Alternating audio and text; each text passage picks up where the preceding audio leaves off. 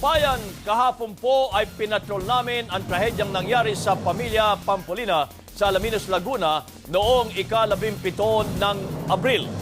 3 membro ng pamilya Pampolina ang patay kagad ng looban sila ng 2 akyat bahay.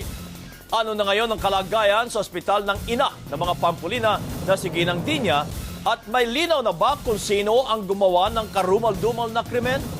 Yan ang part 2 ng ating KSP Kabayan Special Patrol.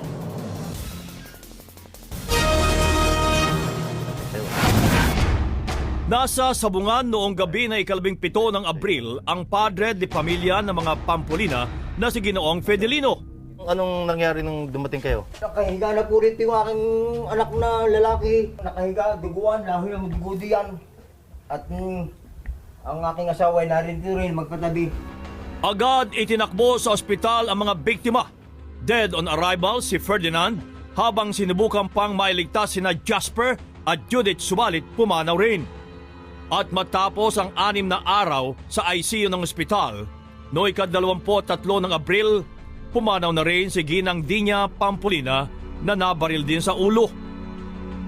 Ika-21 ng Abril, lumutang ang isang Arnold Manalo alias Bulado na sospek sa krimen para linawin sana ang pangalan. Pero positibo siyang kinilala ni Jonah. Pumunta kaming presinto. Pinakita sa akin sa maliit na window yung mata, tapos yung height niya, ganun. Tapos pinamask. Hindi talaga ako nagdadalawang isip. Yung matang yon, hindi ko talaga kinalimutan yun. Ito kasi may record na rin ng pagnanakaw. Yun yung mga aktibidad niya. According to the family, kilala nila itong suspect. Wala na mga relation, but ito ay nasabi ng anong father, ito dati ay humingi ng gabi sa kanila. Todo tanggi naman si Bulado na may kinalaman siya sa krimen. Hindi man po yun, sir. Hindi ko man po alam yun.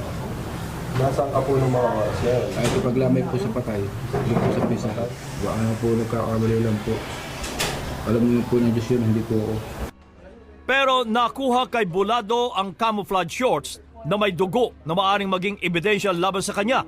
Yung short, sabi ko, ganito yung itsura. Nung nakita ko, may punit yung dulo. Doon nag-register sa utak ko na may punit yung suot niya nung gabing yun. Tinutugis na rin ngayon ng Alaminos PNP ang isa pang suspect sa kaso. Continuous follow-up po rin tayo sa agaran din ikahuli nung isa pa sa mga suspect. Umaasa pa rin ang pamilya Pampolina na sa lalong madaling panahon ay makakamit nila ang katarungan. Yun na lang po yung pinag-pray namin na mangyari, mahuli, magkaroon ng justice na nangyari sa mga kapatid ko.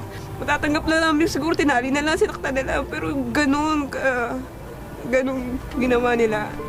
I think hindi talaga nila deserve yun. Hindi ko naman nalakasan ko na loob ko, pero lagi nagsisikip.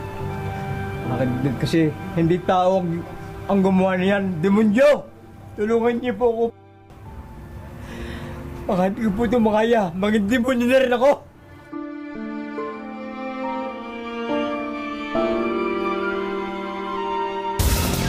Nailibing na po no ika-23 ng Abril ang magkakapatid na Pampolina na sina Ferdinand, Judith at Jasper, habang ang kanilang ina naman po ay nakaburol ngayon.